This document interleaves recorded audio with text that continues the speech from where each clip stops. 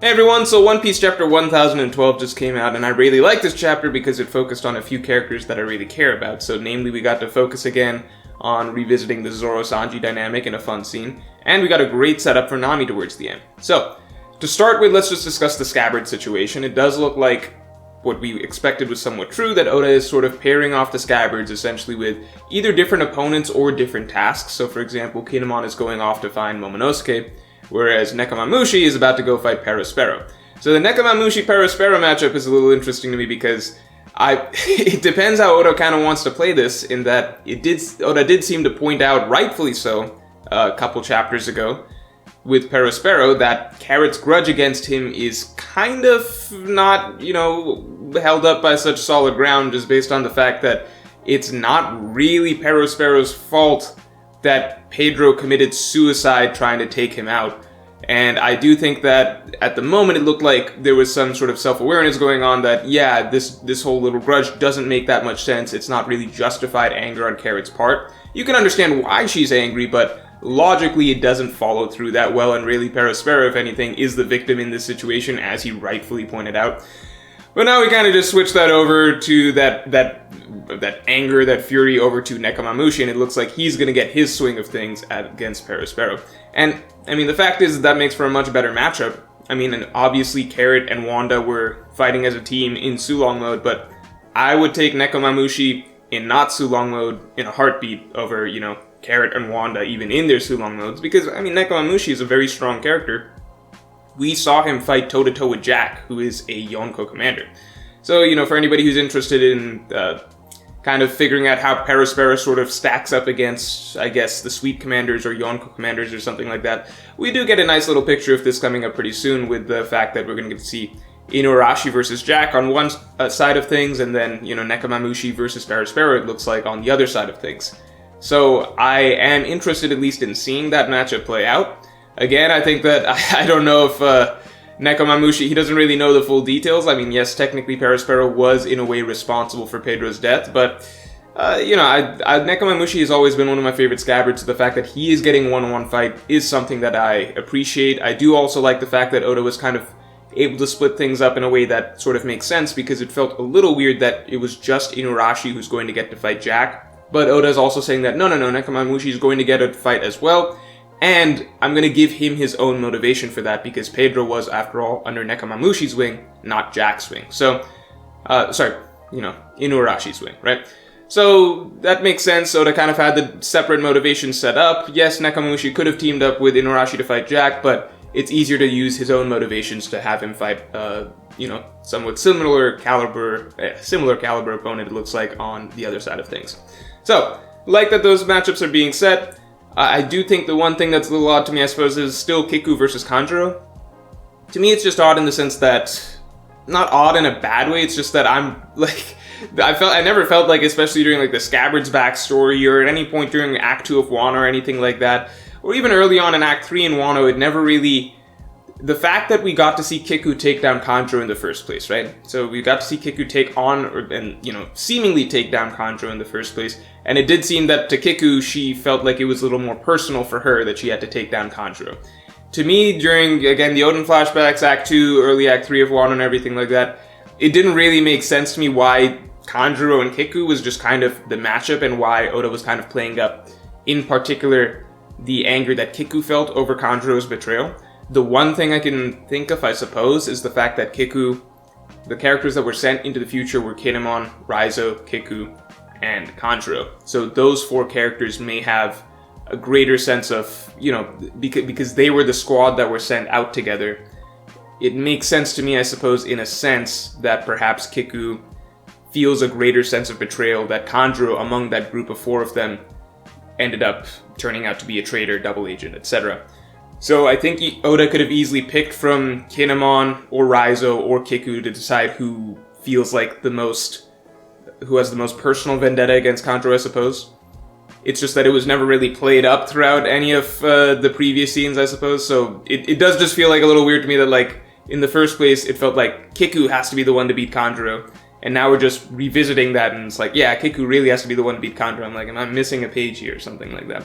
But I kind of get, I can headcanon it as being that, well, Kiku feels like she has the most reason to the most hate towards Kanjuro because Kanjuro was part of their group that got pushed forward into the future, so she feels a greater sense of betrayal. That is at least going to be my headcanon going forward as to why this matchup is just the matchup on paper. So, besides that, we've got, Kinemon going over to help Momonosuke, at least that was his goal, and what's interesting on Momonosuke's end is that Yamato is now separating from him. So, Yamato seems to be going with the intent to fight Kaido. Makes a lot of sense for Yamato's character.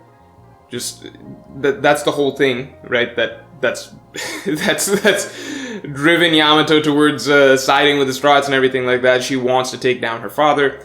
I do think that Yamato and Luffy versus Kaido, I don't know if I feel like Yamato is almost too. It feels to me almost too soon for Yamato to play a significant role in the defeat of Kaido. I do think I want to see a little bit more of her character. If we could get some flashbacks or something like that that elaborate a little bit more on her dynamic with her father, I think that would help me feel like a little more, excited about the prospect, I suppose, of Yamato and Luffy teaming up to defeat Kaido. Because so far, for me, Yamato is still a very late game addition to this entire Wano conflict. So it does feel to me like we're getting a very late game addition to this Wano conflict, who happens to be, Kaido's daughter, who basically says, I'm going to join this fight because I just want to join this fight. I do hope that we get a little bit more setup and motivation for Yamato, and just a little bit more focus before she gets to that rooftop to help Luffy out. Assuming that that's the case, that she is going to get there to help Luffy out. So, that's my hope for Yamato's end of things. Maybe we do get that over the course of the actual battle with Kaido when she's up there with Luffy, but I would still like a little bit more before she actually arrives there. Now, on Momo's end, there's the moment that we've all been kind of waiting for, which is that Momonosuke can, in theory, create flame clouds similar to Kaido and prevent Onigashima from falling on the Flower Capital, right? So, now that Momonosuke is separated from Yamato, one, I think it's interesting because to me, Yamato was always essentially the character that made the most sense to be paired with Momonosuke, just because, child of Odin, child of Kaido, both very different characters essentially, but Yamato very much wants to be like Odin. Momonosuke also actually wants to be like Odin, but is having difficulty doing so. Yamato maybe has a more surface level understanding of what Odin is, whereas Odin is who he was, etc. Versus Momonosuke, who, for him, Odin was his actual father, and he actually feels the greater sense of responsibility in the role that he needs to fill, the shoes that he needs to fill, essentially, for the people of Wano. So, I always thought that there's a lot that you could get out of that character dynamic. It does look like they're being separated, obviously, for the moment, but what's interesting to me is that Momonosuke is now getting to read Odin's log, which will most likely... I don't want to assume what is going to happen for Momonosuke from being able to read Odin's log, but I assume it will give him greater insight into the type of man that Odin was. Because for him so far, since Momonosuke was a child for the longest time, obviously during most of Odin's exploits, for Momonosuke so far, he's probably not fully aware of how great of a man Odin was and everything that he did and accomplished. So I do wonder if this will give him further sort of incentive to make a move, to make a sort of change, to take a step forward, or something along those lines. I don't know if it's going to click in his head that, I have to turn into a dragon, fly under Onigashima, create flame clouds, and prevent it from falling, but I do think that this could be a really good stepping stone for his character towards getting to the point where he could take the step to do something like that, right? I said step like 15 times in the last 30 seconds. But you get the point, right? So, I think Momonosuke, good spot we're leaving him at. Yamato, I would like a little bit more before we get to Yamato versus Luffy, just because, there's so many characters in this story arc right now that have a great incentive to take down Kaido that we've already been focusing on. So again, to me, Yamato a bit of a late game addition to that whole plot, so for her to just be inserted in side by side with Luffy against Kaido, I personally want to see a little bit more from her and understand her a little bit more and feel for her story and her storyline a little bit more before I feel good and happy about, seeing Luffy and Yamato team up versus Kaido. Because at the moment, I'm kind of loving Luffy versus Kaido 1v1. So anybody that's being dropped in there to kind of change that up or turn it into a 2v1 or whatever, I would want to really, really feel for that character, really, really feel that, yeah, this addition makes this fight more exciting or more powerful to me, rather than just the current Luffy versus Kaido 1v1 situation, which I think we can all agree is a pretty exciting setup that we've got going on right now. I kind of am biased in that I do just want to see that play out to its full extent, whether that means Luffy taking a beating over a period of time, or Luffy showing more abilities that he has, maybe a new gear 4th form, maybe a new gear 5th form, etc. I kind of want to dwell on that and get to enjoy that for a little while longer before we get any more people throwing off the dynamic that's going on the rooftop. So, all that being said, let me talk about the Straw Hats end of things. So, I think the Zoro-Sanji scene was my highlight for the chapter, just because, you know, we've gotten Zoro-Sanji bickering scenes throughout the New World so far, right? It's not as though that's gone away. That's always been present, but I do think it did dawn on me reading this how long it's been since, you know, we actually got a little bit of an extended scene between the two, like a bit of banter between the two. And not just in the bickering sense, because yeah, there is some bickering here, but that's the fun part of the Zoro-Sanji dynamic, which is that they bicker and they never are going to thank each other or anything like that, but they speak more so through their actions. So Sanji is, as much as he does not want to, he really, really does not want to, but as much as he doesn't want to, of course he is going to take care of and bandage Zoro and carry Zoro around and get him some help, right? Of course he is going to take that responsibility on himself. As much as he wants to play the hero, maybe go help Momonosuke, go help, that was where he was split between before, right? Either going to help Momonosuke, going to help the Scabbard. Sanji really wanted to make a big impact on the war. He is setting that aside because he's like, of all people, I have to help this guy. But of course he's going to do that because that's just the type of person Sanji is. So I really, really like the fact that, again, as much as they bicker, we always get to see how much they actually care about each other. And Zoro, on his end, he's so calm and relaxed because he knows that Sanji's going to do that for him. He knows that Sanji is going to be happy, like carding, not happy, obviously not happy, but he knows that Sanji's obviously going to card him around and that he's totally safe. Just now at this point he can kick back, relax, go to sleep, because Sanji's got a handle on things from here on. And Sanji hates the fact that Zoro's taking this for granted, obviously, but it is what it is, and that's just the dynamic that they have. I also like the fact that in between their bickering, a lot of more serious topics can come up, and you can kind of see the side of things where they're both on the same wavelength, as Luffy's essentially right and left-hand man. And that's the case when they're bringing up, you know, what's happening with Luffy. And you see both of their absolute faith in him, in that Zoro's saying, Luffy's going to win, and Sanji's saying, obviously. I really just like that little back and forth, and that, I mean, it even just starts with the fact that Zoro going up there and saying, Zoro explaining to Sanji that he went up to the rooftop. Sanji's asking, what beat you up?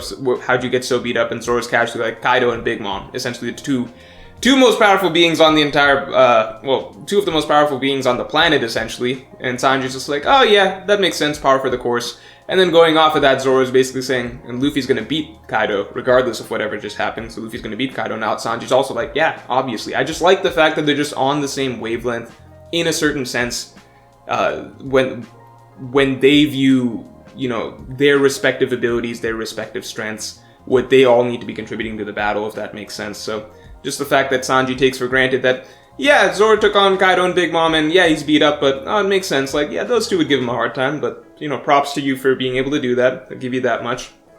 And then they're talking about their captain, and very casually, they're both just like, of course he's going to win. That's just the way things are going to be. Whether or not that actually happens, you know my opinions on it, but we're not going to get into it. But I just really like this scene because it does feel like there was a little bit more to it than I think a lot of their standard scenes where they're just jumping at each other for, essentially gags. So your bounty's higher. Well, I don't know. The scenes that we're getting throughout Wano Act 2, I suppose Wano Act 2 was the first time that they met up. I did like the scene where they, met in the Flower Capital, but that was a very brief scene. It was more for a cool double-page spread than anything else. I think this was the first sort of extended interaction we got of them in a long while that felt like it was a little meaningful and felt like we did get to see their respect for each other come out a little bit more. So, Zoro-Sanji scenes, I hope we get more of that. It does look like Sanji is headed towards the main floor where he's probably going to contribute to the King and Queen fight. I wouldn't write Sanji off just yet Zoro off just yet, in that Marco is down there as well, so we might get to see the full extent of Marco's healing abilities if he can get Zoro back into shape. I still believe that Oda is going to give Zoro a 1v1 before this entire battle is said and done. So it might be a Marco tag out, Zoro tag in situation, with of course Sanji also tagging in. Now, besides that, let's just talk about Nami, Ulti, and Big Mom really quick. I do think that we're pretty much set for Zeus to get back to Nami in, at this point in time. But with the Ulti situation and the Big Mom situation, I do like seeing such hard-headed personalities essentially clash. I am going to leave the Big Mom situation alone. It does look like Big Mom has reverted to basically saying that, not reverted, we still need a little more, we need to see a little bit more of how, like what her full motivations and stances are towards both, but like, how much is she going to go along with what Otama is telling her? How much is she still going to cling on to how much she wants to take down the Straw Hats, etc.? We need to see a little bit more from Big Mom to kind of understand exactly what route she's going to be taking going forward, so I'm going to leave her alone for the moment. But I do like the fact that, you know, we see that Ulti does actually, she cares enough about page 1 that she's actually going to challenge Big Mom over it. It does make sense for a character just because out of all of the Tobi-Roppo, Ulti was one of the most hard-headed, of the bunch.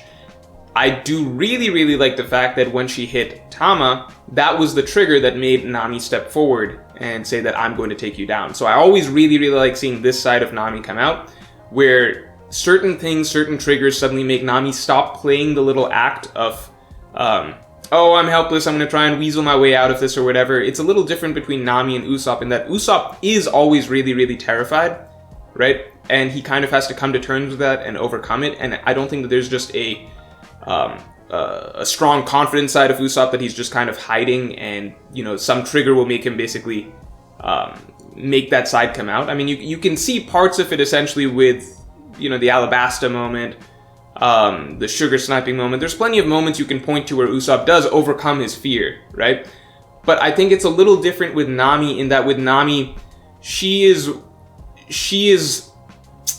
operating under fear, of course, but she has more capability in the situation than she acts. So, of course, the first thing that she's always going to default to is, well, if I can scheme my way out of this, like, I can get Ulti to fight Big Mom for me, and then she's like, oh, well, I can get Big Mom to fight Ulti for me. She's always going to try and make things work out in a very sort of, I suppose, cunning manner if she can. But then when certain triggers come out, then I think that's when the real Nami actually comes out. I do think that the real Usopp is someone who is scared and who has to overcome those fears, and he is capable of overcoming those fears.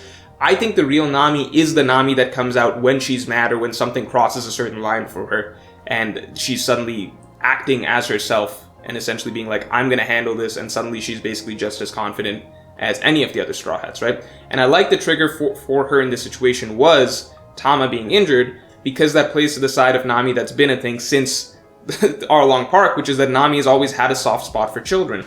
You can go back to Arlong Park, and obviously it makes sense just from her backstory, but of course, even the child that was calling her a witch and trying to attack her at Arlong Park, she has a soft spot for him.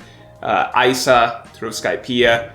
Punk Hazard, we got that very fleshed out, that Nami does have a very strong motherly instinct towards children because of the experiences that she faced as a child, right?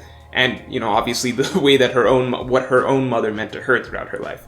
So these things, I like seeing them come into play when, you know, now we kind of understand enough of Nami's character to understand that she has a very strong motherly protective instincts towards children based on her own backstory, based on her own experiences. We've seen this played out throughout the series enough. So now using that actually as a trigger for Nami to turn around and take a battle very seriously and act the way that she can act and fight the way that she can fight, that she seems to very obviously choose to kind of like shy away from if avoidable.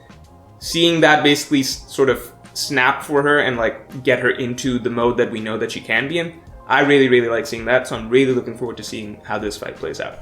So that's all for this chapter, and I will talk to you all next week.